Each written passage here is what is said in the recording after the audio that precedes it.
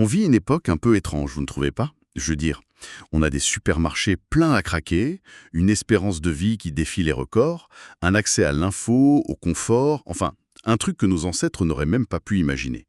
Et logiquement, on devrait nager dans le bonheur. Et pourtant, le sentiment général, c'est plutôt l'anxiété, le burn-out, la déprime. Les chiffres sont là d'ailleurs. L'OMS parle de centaines de millions de personnes qui souffrent de dépression ou d'anxiété. En Suisse, c'est 1 adulte sur 8 qui est sous antidépresseur. Alors la question au cœur des sources qu'on explore aujourd'hui elle est aussi simple que troublante. Comment on peut aller si mal quand objectivement on a tout pour aller bien? Est-ce qu'on est juste, je sais pas, une génération de cerveaux défaillants? C'est ça, c'est vraiment la question de fond. Et ce qui est passionnant dans l'approche proposée par le psychiatre Anders Hansen, c'est qu'il nous invite à complètement changer d'angle. La réponse, elle ne se trouve peut-être pas dans notre smartphone ou notre compte en banque, mais en regardant des milliers de générations en arrière. L'idée, c'est d'adopter une perspective évolutive, de se demander non pas qu'est-ce qui cloche avec mon cerveau, mais plutôt pourquoi mon cerveau a-t-il été conçu à l'origine. Et il faut préciser tout de suite, on ne parle pas ici de troubles psychiatriques lourds, hein. On parle de ce mal-être un peu diffus, de cette anxiété, de cette déprime modérée que tant de gens ressentent. L'objectif, c'est pas de juger, c'est de comprendre la machine pour mieux vivre avec. D'accord. Alors, remontons le temps. Pour comprendre notre cerveau de 2024, il faut faire connaissance avec nos ancêtres de la savane. Le livre nous brosse le portrait d'une femme, on pourrait l'appeler Ève, qui vivait il y a, disons, 250 000 ans. Et sa vie, c'est l'antithèse de la nôtre. La moitié de ses enfants, par exemple, n'atteignaient pas l'adolescence. Ils sont emportés par des infections, des accidents. Chaque jour est une incertitude. Trouver à manger, n'est pas se faire manger, survivre à une simple blessure qui pourrait s'infecter. Le danger est partout, tout le temps. Et le truc de fou, c'est qu'on est tous, sans aucune exception, les descendants d'une lignée ininterrompue de survivants comme elle. C'est le point de départ de toute la réflexion. Notre matériel génétique, la structure de base de notre cerveau, n'ont quasiment pas changé depuis l'âge de pierre. Sur l'échelle de l'évolution, 10 000 ans, c'est un battement de cils. On a donc un cerveau et un corps de chasseurs-cueilleurs qui essayent de naviguer dans un monde de gratte-ciel, de notifications et de réunions Zoom. Et c'est là qu'arrive la révélation la plus contre-intuitive de toutes, celle qui bouscule tout. Allez-y, je suis prêt. Notre cerveau n'a pas été conçu pour nous rendre heureux. Ah, Il n'a pas évolué pour notre bien-être ou notre épanouissement. Il a été optimisé par des millions d'années de sélection naturelle pour deux buts primordiaux, la survie et la reproduction. C'est tout. c'est une idée assez vertigineuse quand on y pense, que notre cerveau ne soit pas conçu pour le bonheur. Ça remet en question toute notre culture du développement personnel, quoi. Si son but n'est pas le bonheur mais la survie, alors des émotions comme l'anxiété ou la peur ne sont plus des bugs. Exactement, elles deviennent des fonctionnalités. Dans le monde d'Ève, celui qui était optimiste et insouciant, il ne laissait pas beaucoup de descendants. Par contre, celui qui était un peu anxieux, qui se méfiait du moindre bruit dans les buissons, qui anticipait la famine, lui, il survivait. Et il transmettait ses gènes de prudent. L'anxiété était un avantage évolutif majeur, le bonheur beaucoup moins. On pourrait être des automates purement logiques, non? Le livre utilise une image très forte. Vous traversez la rue, l'esprit ailleurs, et soudain, sans même réfléchir, votre corps fait un bond en arrière, une fraction de seconde avant qu'un bus ne vous frôle. La peur, le cœur qui s'emballe, tout ça, ça vient après le mouvement qui vous a sauvé. Ce réflexe, c'est l'œuvre de l'amygdale. C'est une petite structure en forme d'amande au plus profond de notre cerveau. L'auteur la surnomme le parrain du cerveau. Elle est branchée en direct sur nos sens et son seul job, c'est de scanner l'environnement à la recherche de la moindre menace. Elle est incroyablement rapide, bien plus que notre cortex, le siège de la pensée logique. Elle déclenche la réaction, le pas en arrière, avant même que vous ayez conscience du danger. Le sentiment de peur qui nous submerge ensuite, c'est en quelque sorte le débriefing que le cerveau nous envoie. Attention, tu as failli y passer, mémorise cet endroit, ce son. Ne refais plus jamais ça. En fait, les sentiments sont des résumés pour guider nos actions futures. Donc le sentiment, c'est le rapport d'incident, pas l'alarme elle-même. Et si on applique ça à l'anxiété, on arrive à ce que le livre appelle le principe du détecteur de fumée. C'est vrai que personne ne se plaint que son détecteur sonne pour un toast un peu trop grillé. On préfère ça 1000 fois plutôt qu'il reste silencieux pendant un vrai incendie. Notre amygdale, c'est pareil. C'est exactement ça. Elle est calibrée pour être hypersensible. Elle préfère déclencher 999 fausses alertes plutôt que de rater la seule qui compte vraiment. L'analogie de la savane est parfaite pour ça. Entendre un bruissement dans les hautes herbes et décamper par précaution, ça coûte peut-être 100 calories. C'est un petit investissement. Mais ignorer ce bruit et se faire dévorer par un lion, ça coûte toutes vos calories et la possibilité de transmettre vos gènes. La logique de l'évolution est un calcul de coût-bénéfice impitoyable. Notre anxiété n'est donc pas une maladie moderne, c'est l'écho d'un système d'alarme ancestral qui nous a maintenus en vie. Cette idée de l'anxiété comme un système d'alarme trop sensible, c'est très parlant. Mais pour la dépression, qui se manifeste souvent par un manque d'énergie, une sorte d'abattement, l'analogie de l'alarme semble moins collée.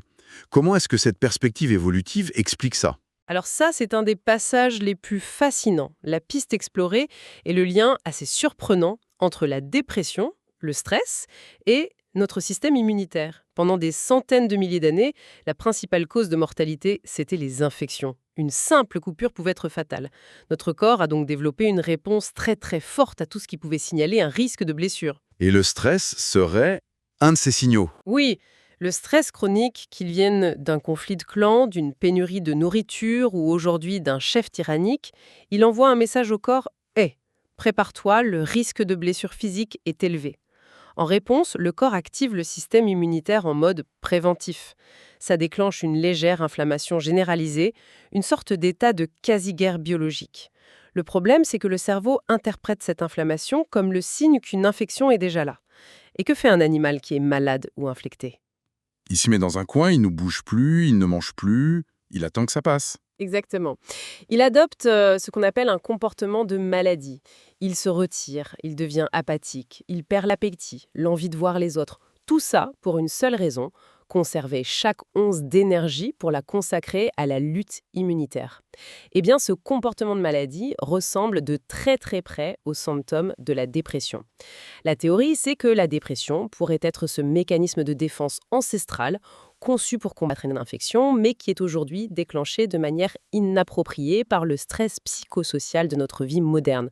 Notre cerveau confond un dossier urgent avec une blessure par lance. C'est une idée puissante. Mais est-ce qu'il n'y a pas un risque de minimiser la souffrance psychologique, qui est bien réelle, de la réduire à un simple bug inflammatoire? Qu'en est-il des traumatismes du vécu de chacun? C'est une excellente question. Et c'est crucial de ne pas sursimplifier. Cette approche n'invalide absolument pas les causes psychologiques. Elle ajoute une couche de compréhension biologique. Elle explique pourquoi le cerveau est si vulnérable au stress et comment ce stress peut se traduire physiologiquement par un état dépressif. C'est une pièce du puzzle qui nous dit que notre état mental est lié à notre état physique, à notre inflammation. Et ça ouvre des pistes d'action très concrètes. Et on en vient donc au pilier oublié de notre bien-être. Et le premier pilier, c'est la solitude. J'ai toujours vu la solitude comme une tristesse, un manque. Mais là, je comprends que pour le cerveau, c'est bien plus primaire que ça. C'est un signal d'alarme, comme la faim ou la douleur. Au même titre, et peut-être même plus fort. Pour un chasseur-cueilleur, être seul, c'est une condamnation à mort quasi certaine. C'est être coupé du groupe, donc de la nourriture, de la protection. La solitude est donc interprétée par notre cerveau reptilien comme la menace la plus grave qui soit. Il déclenche alors le mode combat-fuite en permanence. Le niveau de cortisol, l'hormone du stress, grimpe en flèche, ce qui entretient l'inflammation dont on parlait, et ça crée un cercle vicieux qui mène droit à l'anxiété et la dépression.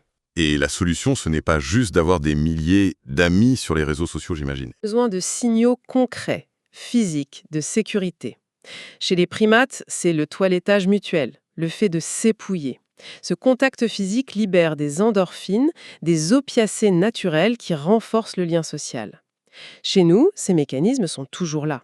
L'anthropologue Robin Dunbar a fait une expérience géniale. Il a montré que des gens qui regardent une comédie au cinéma et rient ensemble ont un seuil de tolérance à la douleur bien plus élevé après.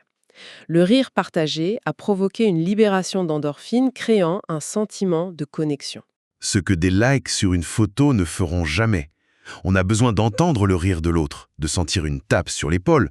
On a un besoin physique de connexion. Un besoin biologique, nos interactions numériques, même si elles ont leur utilité, elles privent notre cerveau de 80% des infos dont il a besoin pour se sentir en sécurité.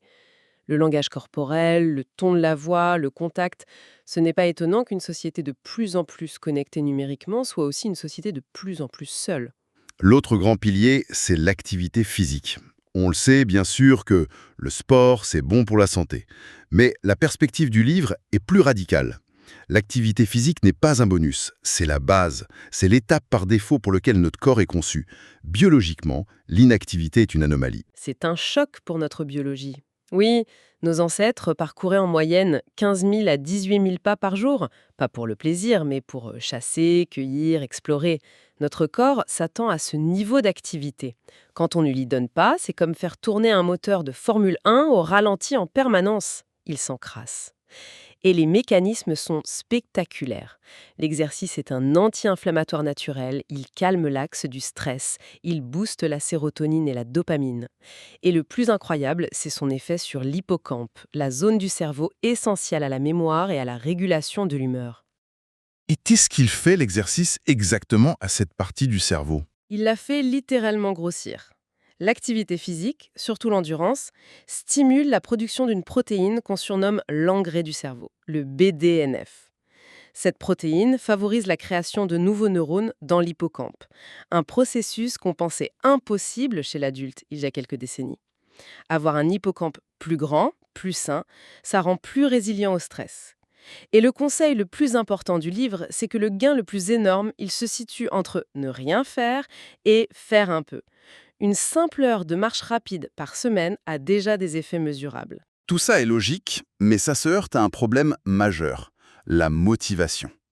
Si bouger est la solution miracle, pourquoi est-ce que la simple idée d'aller courir peut sembler insurmontable? On dirait que notre cerveau nous pousse à rester sur le canapé. C'est le paradoxe parfait de notre héritage humain. Et oui, votre cerveau vous pousse à rester sur le canapé. Pendant 99,9% de notre histoire, la calorie était une denrée rare, précieuse. La famine, une menace constante. Le cerveau a donc développé un programme très puissant pour conserver l'énergie à tout prix. Ah, donc ce n'est pas de la paresse, c'est de l'efficacité énergétique en quelque sorte. Mon cerveau pense encore qu'une famine le guette demain et il me crie de ne pas gaspiller ce carburant sur un tapis de course qui, de son point de vue, ne mène nulle part. C'est absurde. Exactement. On lutte contre des centaines de milliers d'années de programmation qui hurlent que dépenser de l'énergie sans but de survie immédiat, c'est de la pure folie. Comprendre ça, c'est la première étape pour déjouer le piège. Ça permet de ne pas se culpabiliser et de mettre en place des stratégies pour contourner cette paresse instinctive. Ça me donne une excellente excuse la prochaine fois que je zappe ma séance de sport. C'est pas moi, c'est mon cerveau de chasseur-cueilleur qui protège ses réserves. Finalement, le message qu'on retient de ces sources, il n'est pas du tout fataliste. Comprendre qu'on a un cerveau de survivant, ce n'est pas se résigner à une vie d'anxiété. Au contraire, c'est presque libérateur.